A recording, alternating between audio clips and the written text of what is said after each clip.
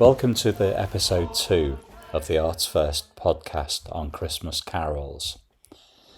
We learned in episode 1 that the origins of carolling lie in folk singing, and that later popular community-based singing and songs becomes incorporated into Christian singing. Even though, when you think about it today, we might place Christmas carols first in a liturgical context, and mentally we map a relationship between the church and singing in churches and more popular carol singing. And when you think about it historically, it doesn't really work that way around. It starts with popular practice and then becomes incorporated into singing in a Christian context. So to help us untangle that relationship, we decided to start by digging a little deeper into the folk roots of carolling. And today, to help me, I interviewed 2 people who are embedded in folk singing. First, I speak with Emma Waghorn, and Emma is the leader of a folk choir called Pielarks, who meet in Kingston-upon-Thames. And next, I chat with Jeff Dent. In 2005, Jeff and some of his friends set up a project called Traditional Carols in London. They meet annually and sing carols in London pubs at Christmas time. Jeff tells me about his inspiration that he drew from traditional carol singing in the villages around Sheffield. We also play some clips of singing, Pielarks, and the carol singing in pubs. It's clear that carol singing has its place in noisy bars and public places, and it's interesting to listen to the ways in which the singers in each case cut through the noise and catch the attention of the public.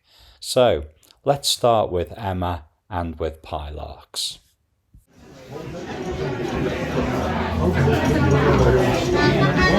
Okay, ready? 1, 2, 3. Be merry all, be merry all, with holly deck the festive hall. Prepare the song, the feast of all, to welcome Merry Christmas. But oh, remember gentle stay, for you must in fortune's reign. The year is over, holiday,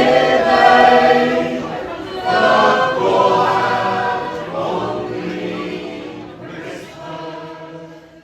So Emma, you lead a choir called Pielarks. Tell me about Pielarks. Pielarks is a choir that started just over 12 years ago. I'm not a religious person, so I don't go to church, but I always used to like singing hymns, at school and things. I've loved community singing, particularly any group of people singing the same song. So I thought, I know, I'll start a choir of my own. And I mentioned this to a couple of people. They said, well, so have you got any experience, any qualifications? Do you have a music degree? No, none of that. It was a bit of bravado on my part, really. It started in November, so it was coming up to Christmas. And I thought what would be really nice is to have an opportunity to sing songs that aren't the standard songs sung at Christmas. The sort you hear in a supermarket in the run up to Christmas, which I don't know about you, but I find a bit wearing. There must be loads of songs. I had an album, I think it's called Frost and Fire, and it includes a few wassails and some other Christmassy songs that aren't obviously, well, some are carols, some are religious carols, but some weren't. So armed with just these few Christmas songs, I asked if other people were interested, and I think about 7 other people were. So we started 8 of us in my back room singing on a Monday morning. We just did it for our own pleasure. It wasn't planned to be for performance. But after Christmas, I said, do you want to carry on doing this? That's how it began. And I think because it started with the Christmas songs, that's always been an important part of the repertoire. And we also tried to add other seasonal songs. We have a whole bunch of May songs. We sing harvest songs, autumn songs. We do have this sort of seasonal theme. And I guess you could call them all potentially carols, not in the strict musical sense of having a chorus and a verse that form a particular structure, but they are seasonal songs and have been sung in the street. We don't tend to dance, but I like the idea of trying that sometime. My understanding is a carol was at one point a song and a dance going together, and I really like the idea of doing that, but we haven't done it yet. So you mentioned wassailing. What is wassailing? It was similar to caroling in that it was people going from door to door, singing songs, but also begging. And that was a big part of it.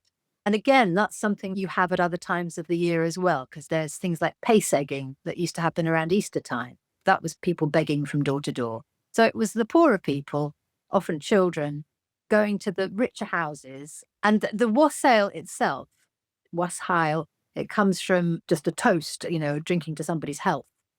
Wassail, trinkheil, I can't remember. It's something like be healthy, drink healthy, or something like that. But anyway, it's a toast. And it transformed into this ceremony of the wassail bowl. I've been looking at pictures of them. They're often portrayed as bowls, just a simple bowl. But the ones I really like are more like giant goblets. So you can have a good grip on the base. They used to have a mixture of alcoholic drinks and things like apples just floating in there, baked apples sometimes, and then the spices, the standard spices of Christmas that we associate with Christmas. People used to put other stuff in it, like lumps of cake. When they went begging from house to house, they were often begging for food that got bunged into the wassail bowl along with everything else, which must have been quite interesting.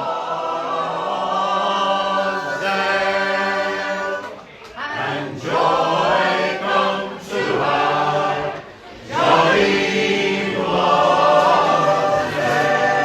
with the master and the mistress sitting down at their ease. Put your hands in your pockets and give what you please.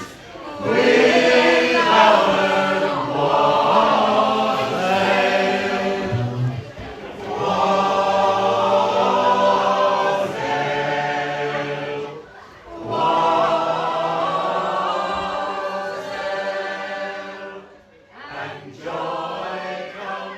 So you sing traditional or very old English songs in Pielarks. Historically, when do you draw from? When would you situate the music that you sing? Well, I think the earliest song we sing is a carol. It's been recognised as a carol because it's in the Oxford Book of Carols, and that's the Boar's Head Carol. Although it's described as a secular carol, it's got bits in Latin that make reference to the Lord. It's not a religious carol. It's about eating and drinking. It's that feasting, which I think was much more the nature of carols and, the music that was sung before then. And actually the nature of Christmas as well. It was lively. It was a little bit unruly. That was stamped down on, and by Cromwell's time, that was well and truly suppressed. The Boar's Head Carol was 1521. Okay, so that's probably our earliest carol. A lot of what we do is Victorian. We've just introduced another one called the Ditchling Carol. It sounds as if it's quite old, but it's from a poem by a Victorian poet, mid-19th century. It's very much that theme of helping the poor, remembering that while we're feasting and enjoying ourselves, there are people that only have Christmas and the rest of the year they're really struggling, and we should be helping them and faggot from our woodpile. So that was the other Victorian theme. In addition to the religious side of it, there was also that Dickensian notion of Christmas, which I like too. It's nice to have a mixture of these things. What I'm quite conscious of is that there are gaps. There are things that I wish there were songs about, and there aren't. For example, the whole tradition of the Lord of Misrule, that the idea that that people were chosen from among the lower classes or the servant classes to be in charge of the whole festive merrymaking. They were the Lord of Misrule, so things went wrong. There's a whole wide tradition that was clamped down on by the Anglican Church. It was all right among the Catholics, but the Anglican Church did clamp down on it. But there aren't any songs. I mean, there must have been songs, but there were no recordings of them, no notations of them, or even the words written down. There's another tradition that I really like, which is the rivalry between the holly and the ivy. The idea was that there was a men's team, which was the holly, and a women's team, which was the ivy, and they were competing against each other. There are songs that reflect this, but there aren't any tunes. We've got a song in our repertoire called Nay, Ivy, Nay, It Shall Not Be Ewis, that I've made up a tune for because there wasn't one. And it's things like that. You think, I wish there were more of those. They'd be so much fun. So you have the lyrics and you've made up the tune. Yeah. I don't do that very often. But don't you think that sits well within the folk tradition generally and the caroling tradition specifically? Yes. Because I think the Victorians had a tough time determining what was the right version. Cecil Sharp, he was a cataloguer, wasn't he? Sometimes the version he picked up was simply the one that somebody sung to him. Absolutely, Yeah, yeah. so And then there are things like Welsh Shepherds Watch Their Flocks, which has about 8 different tunes that people sing it to. A lot of modern folk musicians will take a broadside ballad, or an old poem that was sometimes sung, but there's no record of what it was sung to. And they'll find another folk tune. Oh, fortuitously, those two go together, and it works really well. We've got one in our repertoire called Stuff Your Guts, which I love. It's a Victorian song about eating a lot at Christmas, which somehow it's sort of made out to be, it's a modern phenomenon, but it's very traditional. That's putting a folk tune to a broadside ballad, and it works. It's quite gratifying. With days and rosemary, and I pray you, my masters, be merry, for Estes in convivio. Caveat pride ferro, regens laudes Domino. Caveat pride ferro, regens laudes Domino. All said as I understand is the rarest dish in all this land, which must be decked with a gay garland. Cum sinapio, Caveat pride ferro, regens laudes Domino. Caveat pride ferro. So tell me a favourite of yours. What would be a favourite carol in Emma's world?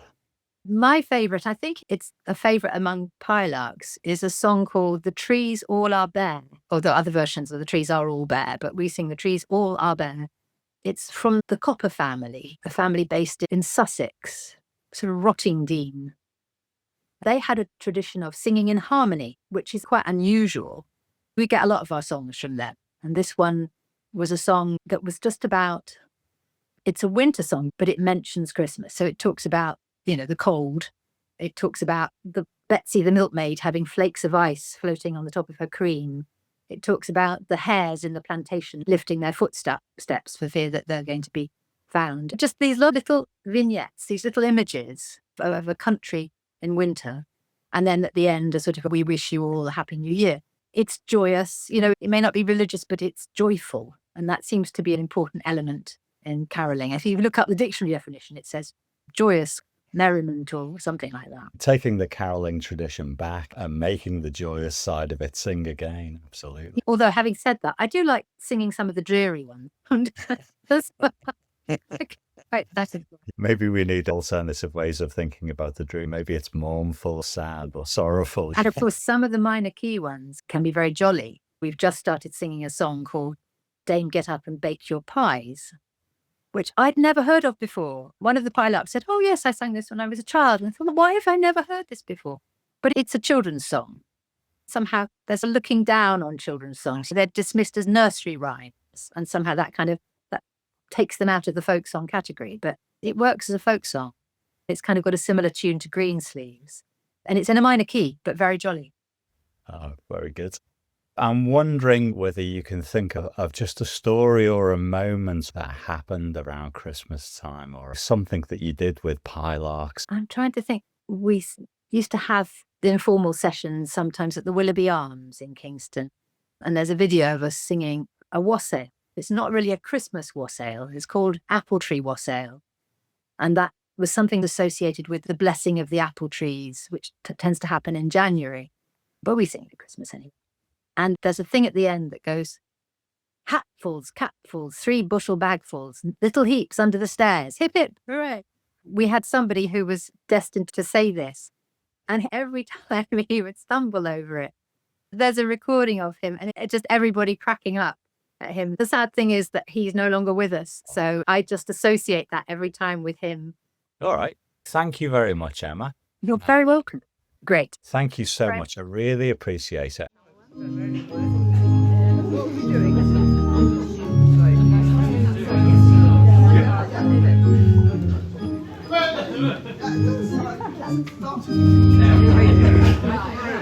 We singers make bold, as in days of old, to celebrate Christmas and bring you good cheer. The tidings we bring on Messiah our King. So we wish you a merry, wish you a merry, wish you a merry, wish you a merry, wish you a merry Christmas and a happy New Year.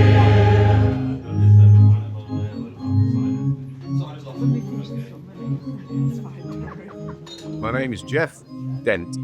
Are you passionate about folk music? Where did your interest in this come from? Well, I'm a Morris dancer. They're open sessions. There's no booking. You just turn up. So it's just like going to the pub. It's exactly like going to the pub, but everybody that goes to the pub sings. Yeah, wonderful. Exactly what it's like. It's taken a long time with some of the publicans to explain that we're not choir, and it's not a performance that we come along and 6 or 8 of us stand there and sing while the rest of you just listen. And then I'm trying to think. We in the Morris team I'm in now in London, Hammersmith Morris Men, which I've been with for 35 years. A few of us started singing. We weren't a side that was noted for singing, and a few of us started singing. So if we're going back about 15 years or so, at the time there were a few people that organised a little get together to sing carols in the Royal Oak in Borough, which is still one of our 3 pubs. So that's where it all started. And originally there was a guy called Darryl from the team, and we used to call it Darryl's Carols, which is sounded good, didn't it? So we had Darryl's Carols, and then I still at that time had not been up to Sheffield and seen the real Sheffield carols. My wife Kathy had said several times, you'd probably enjoy it. And I said, no, I don't want to go to a pub and listen to people just singing carols. Didn't sound like the kind of thing that I'd enjoy. And then a friend of ours who lived up there invited us to go on something that used to be called the Trapes, where they started in one village just outside of Sheffield, sang a few carols on the street corner, and then walked and stopped at someone's house and sang a few carols in the house. It was Grenoside, that was it. It was good. The people from Grenoside sword dancers. It's called the Grenoside Trapes. I don't think they do it anymore. We went on that, and then we ended up back at this guy's house, and there was more singing. And then the next day we went to one of the famous Sheffield pubs, the Blue Ball in Worrell. And I have to say, I was just absolutely stunned. I didn't know many of the carols, didn't know the tunes. But was absolutely stunned to see a pub full of people that looked like builders and roofers, not an organised carol choir, just people standing in their place as well. This was interesting. I was told before we got there will be people in certain places as where they stand. So all the bass singing blokes stand sort of somewhere between the keyboard player and the bar, and that's where they stand. And most of the women will be sitting down, the women have the seats because there's very few seats in this particular room that they use. And I was just wowed and basically said, we need to do something like this in London. It was possibly the following year that we gathered a lot of the youngsters out of Hammersmith Morris. And we all went up for a weekend. And on the Saturday, we walked over to Booty Bridge and went to a pub called the Traveller's Rest. We were told at the time, it might go down to, turning up en masse. There were probably about 8 or 10 of us, I think. But we were made welcome. And then on the Sunday lunchtime, we went to Blue Ball.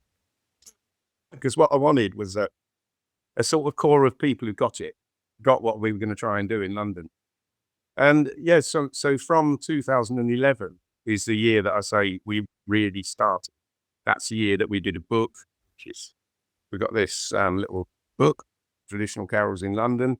That was the brand we gave it. And here's an interesting fact. The book is in alphabetical order.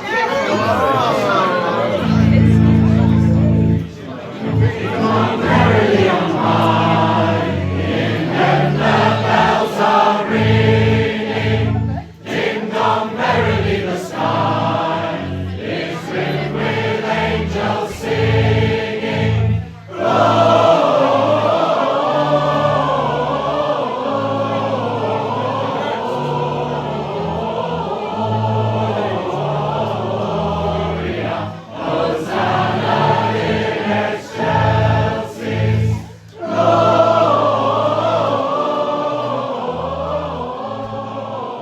So, I mean, maybe you could just explain what is the Sheffield style carols, and and is that the same as traditional carols? What is it? What is the genre?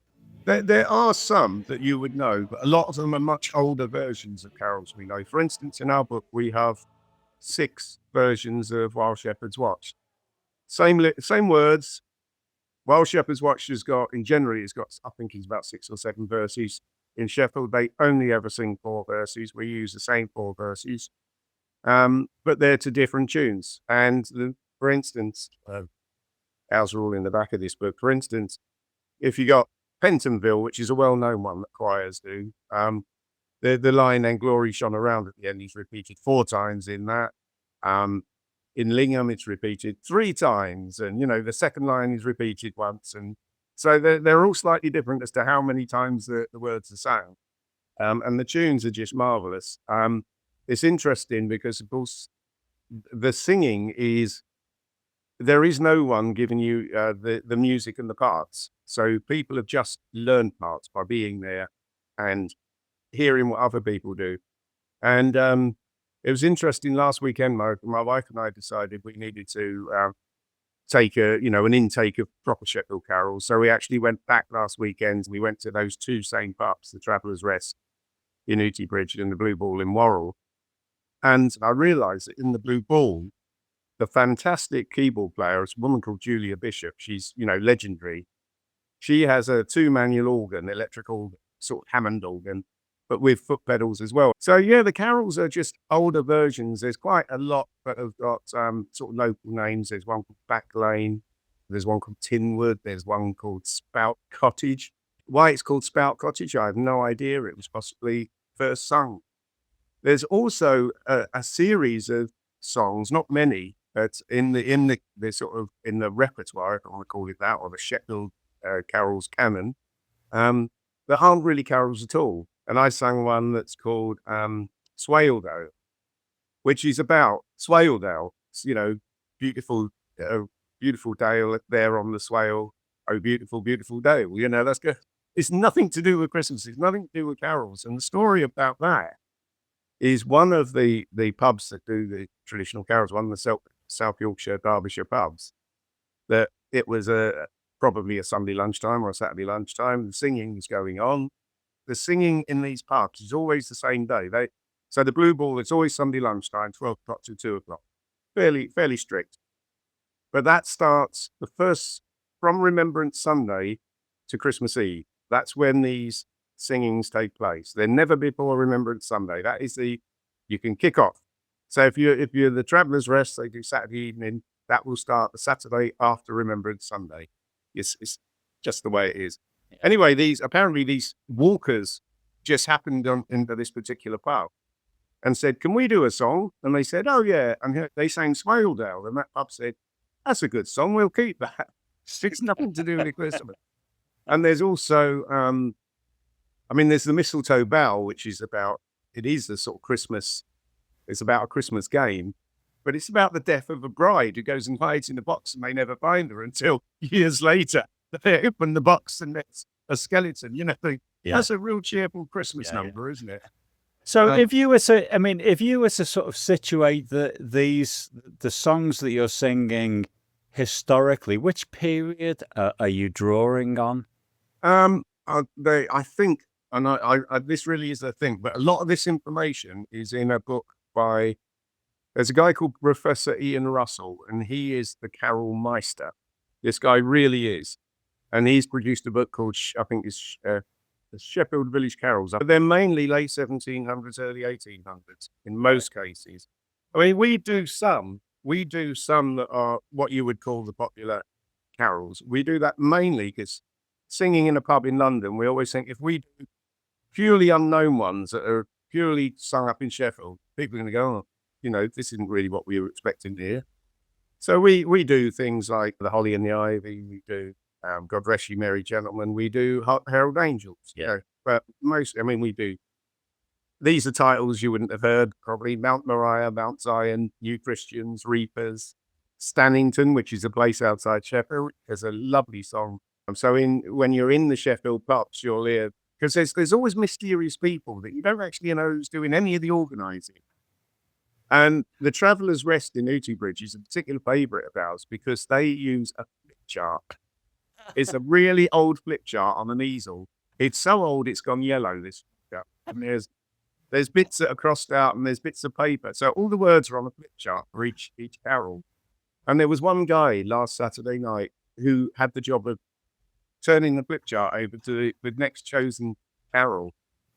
There's no sort of clear leader. I have to say, in London, people know it's me because I do all the shouting and, you know, this is what's coming next. Yeah. I mean, that's unusual that they have the words on a flip chart. Most people, it seems to me, most singers in Sheffield just know the words. Yeah. There's very few people with books.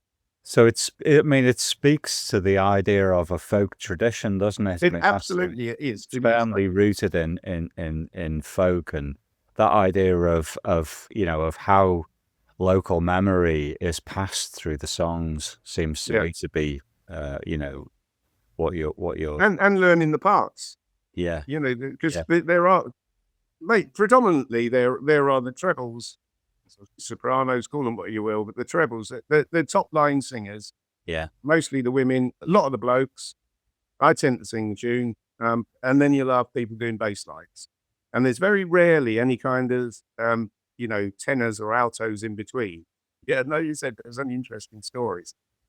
One of the anomalies is the very many versions of Wild Shepherds. So when you go to one of these, you'd expect to hear at least 4 versions of Wild Shepherds being sung, maybe 6, maybe, during a 2-hour session.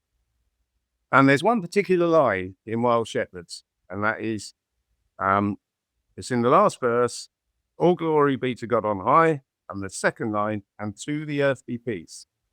In some Sheffield pubs, that's on the earth be peace. And we sing, in our book, we sing to the earth.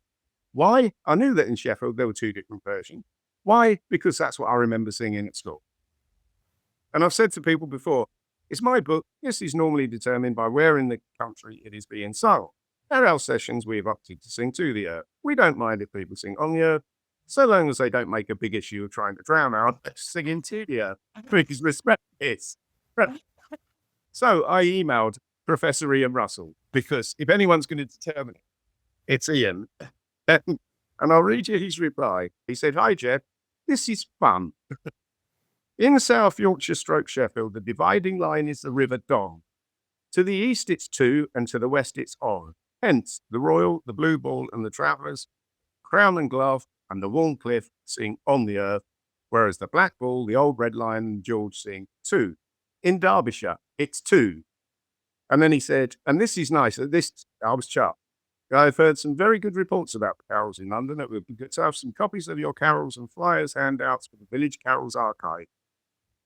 Now, that really pleased me. Tell the listeners, if you want to come along and join in your traditional carols in the pub, where do we go? How do we find out about it? Just tell the listeners.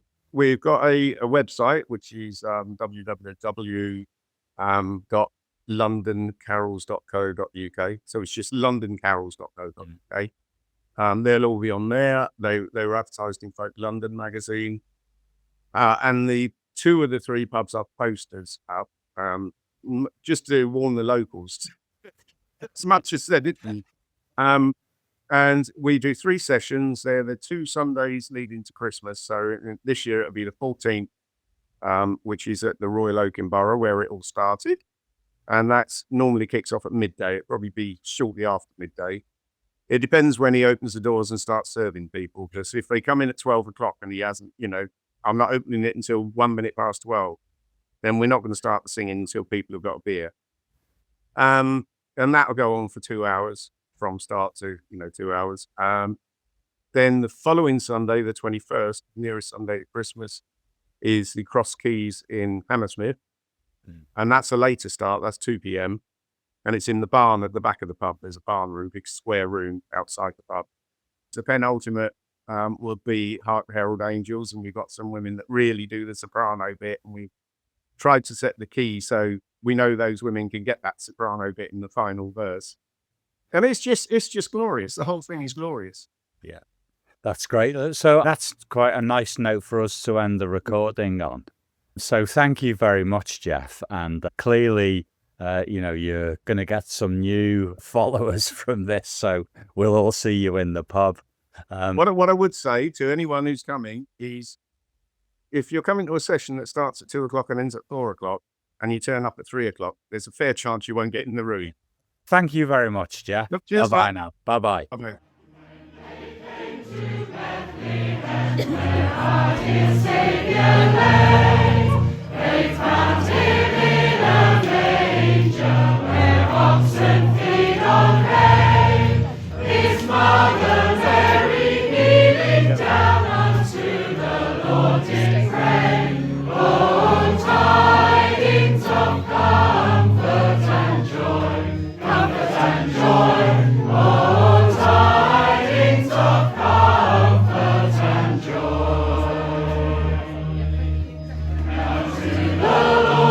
Praises,